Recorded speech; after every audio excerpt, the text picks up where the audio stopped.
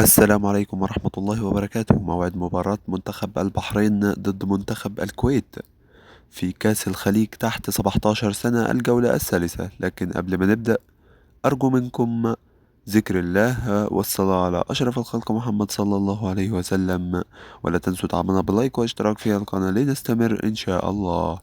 أمامكم التفاصيل الآن. يستضيف ملعب استاد سحيم بن حمد مباراة قوية تجمع ما بين الكويت ضد منتخب البحرين في كأس الخليج تحت 17 سنة. تاريخ المباراة سيكون إن شاء الله الجمعة 26/9/2025. وقت المباراة سيكون إن شاء الله الساعة 6 مساء السعودية، الكويت، البحرين، مصر، الأردن. الساعة 4 مساء بتوقيت تونس، المغرب، الجزائر. القنوات الناقلة: قناة دبي الرياضية، والمعلق هو أحمد العبيدي، والعراقية الكردية، والمعلق هو حسين خميس.